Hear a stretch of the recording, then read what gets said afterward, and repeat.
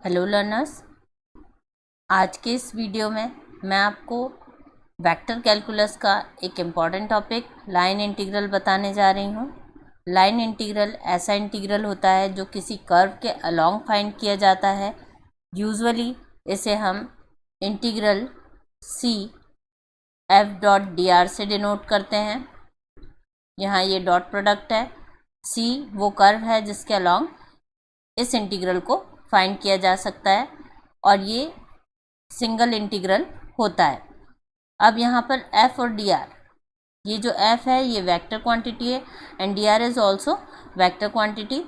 dr vector r vector से find out किया जाता है। xi plus yj plus zk इसकी वैल्यू होती है और dr can be written as dxi plus dyj plus dzk। अब दो वेक्टर्स का डॉट प्रोडक्ट अगर हमें फाइंड करना है तो उसे फाइंड करने के लिए जो प्रोसेस होता है, dot product i dot i, j dot j और k डॉट k 1 हो जाएंगे, i j j k k i 0 हो जाएंगे। अगर हमारे पास f जो वेक्टर है वो f1i plus f2j plus f3k है तो हम इसे कंपोनेंट फॉर्म में लिख सकते हैं। Integral c f dot D R is equal to integral C F में जब हम डी आर मल्टीप्लाई करेंगे, यानी ये दोनों वेक्टर्स जब मल्टीप्लाई होंगे तो f1 इंटू डी एक्स आ जाएगा, f2 D Y and f3 D Z. So f1 D X plus f2 D Y plus f3 D Z, ये आपका जो फॉर्म है, क्वेश्चन इस फॉर्म में भी आ सकता है और इस फॉर्म में भी आ सकता है, या सिंपली f लिख के आपसे पूछा जा सकता है कि लाइन इंटीग्रल फाइंड करिए, या वर्क डन लिखा हुआ आ सकता है क्वेश्चन में। कभी कभी क्लोज्ड कर्व के लिए सर्कुलेशन लिखा हुआ भी आता है। इस तरह से क्वेश्चन के टर्म्स होते हैं। इस वीडियो में मैं आपको लाइन इंटीग्रल से रिलेटेड 3 क्वेश्चन बताऊंगी। उसके बाद कुछ और क्वेश्चंस हैं जो मैं नेक्स्ट वीडियो में लूँगी। तो फर्स्ट क्वेश्चन है, evaluate integral C F dot D R where F is a vector X square Y square I plus Y J and the curve C is Y square is equal to function of X, it is 4x in the xy plane from 0,0 to 4,4। यहाँ पर integral C F dot D R find करना है, F given है तो line integral C F dot D R हम लिख लेंगे is equal to integral X square Y square I plus Y J into D R के लिए D X I plus D Y J plus D Z के।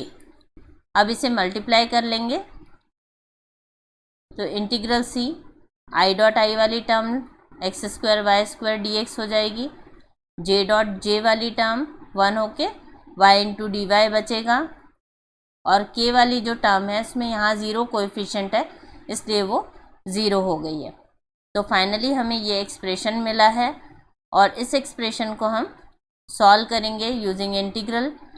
तो X square Y square D X, दो part में लिख रही हूँ integral को, integral C Y D Y, Y और डी वाई दोनों वाई की लिमिट शो कर रहे हैं, वाई का एक्सप्रेशन है तो वाई में सॉल्व हो जाएगा। और यहाँ पर वाई स्क्वायर 4x गिवन है तो पहले वाले टर्म को हम x में कन्वर्ट कर लेते हैं।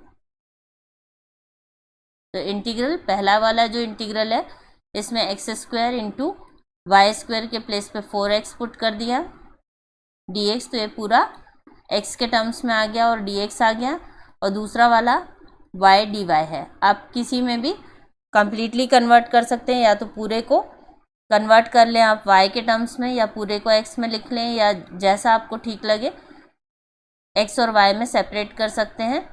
अब दोनों की लिमिट सेम है क्योंकि यहाँ एक्स वाई की वैल्यू 0 0 है और यहाँ पर 4 4 है,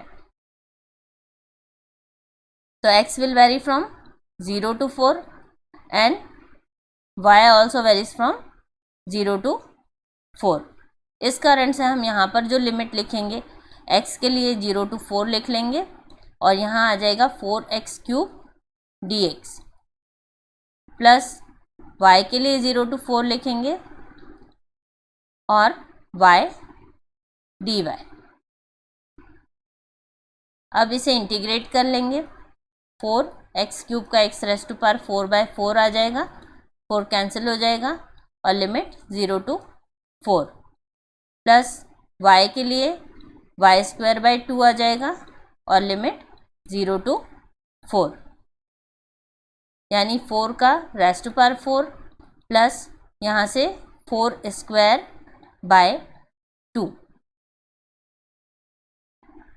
तो फाइनली हमें 4⁴ का 256 मिल जाएगा और यहाँ 16/2 मतलब 8 मिल जाएगा और इसका सम आ जाएगा 264। ये इस क्वेश्चन का आंसर है।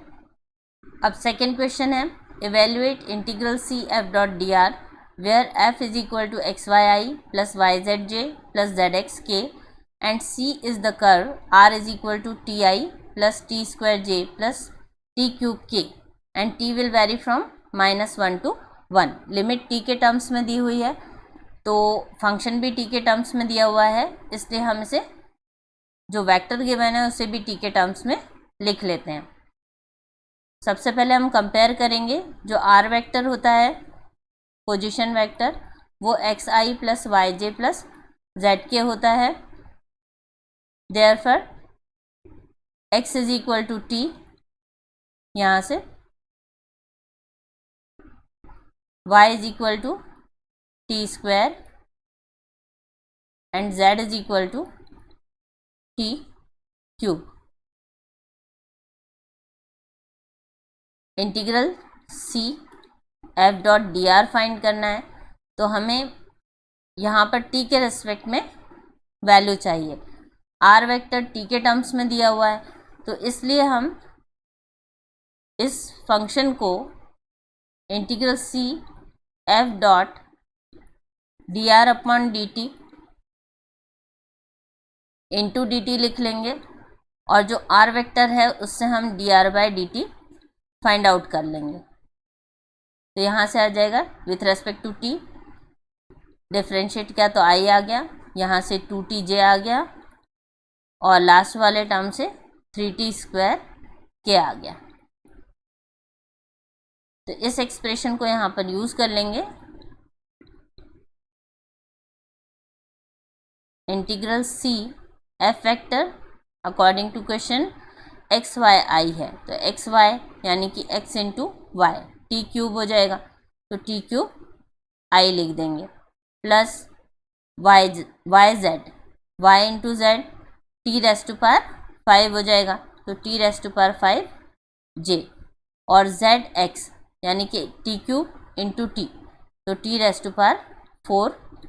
k आ जाएगा। पूरा हम t के टर्म्स में लिख लेंगे into D R by D T यानी i plus 2tj plus 3t² k into D T.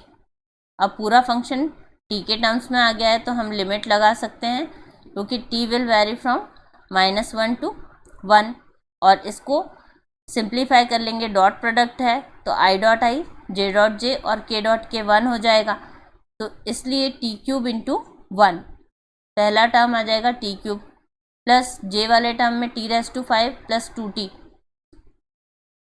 Multiply में 2t⁵ हो जाएगा j डॉट j 1 होने की वजह से t⁴ इंटू 3t², इससे आ जाएगा 3 इंटू t⁵ मल्टीप्लाई होके और k डॉट k का 1 हो जाएगा। तो पूरा एक्सप्रेशन t के टर्म में आ गया है। थोड़ा सा और सिंप्लीफाई हो जाएगा तो इसको सिंप्लीफाई कर लेते हैं t⁵ plus 5t⁵ into dt और t की वैल्यू -1 से 1। अब इसे इंटीग्रेट कर लेंगे तो t⁴/4 plus 5 into t⁻7/7 limit -1 to +1।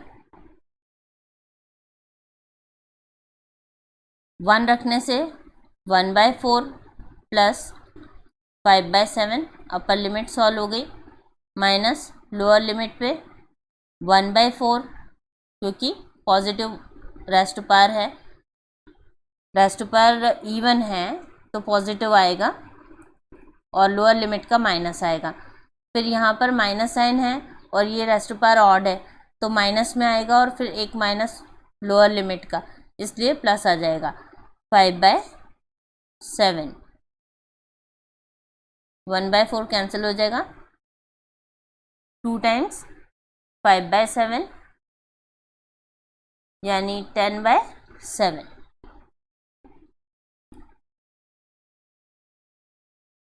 This is the answer.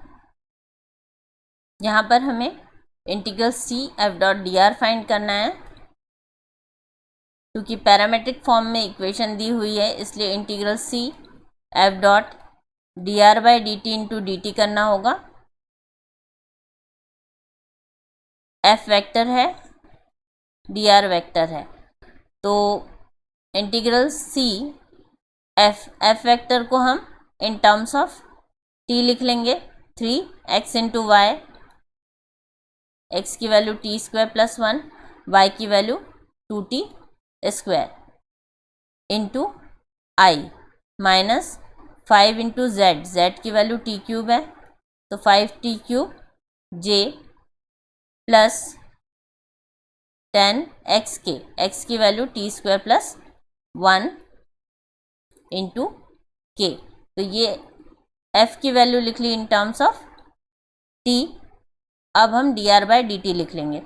dr/dt ये आपको dxi + dyj + dzk मिल जाएगा और सभी में डिवीज़न बाय dt रहेगा तो d/dt of this term t² + 1 से 2ti आ जाएगा, फिर यहाँ से 4tj आ जाएगा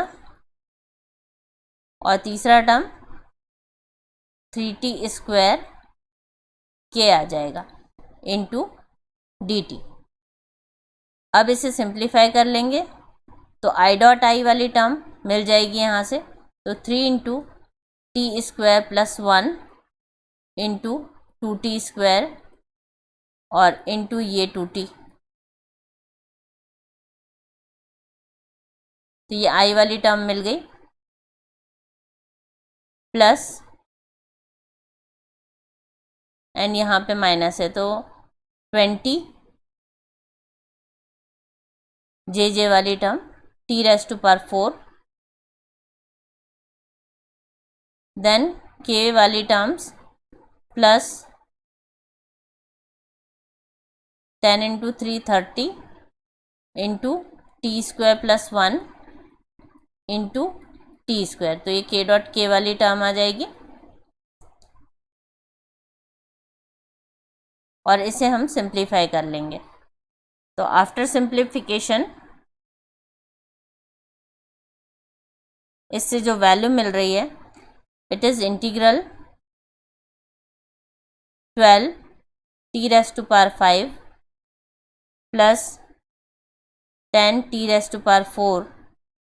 plus 12t³ plus 30t²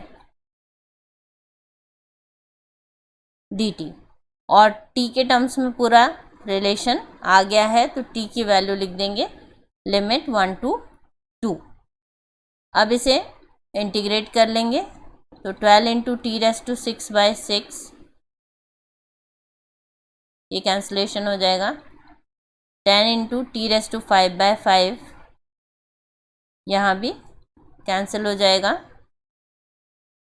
plus 12 into t⁴/4 and यहाँ पर भी 3 आ जाएगा, plus 30 into T cube by 3, ये भी कैंसिल हो जाएगा।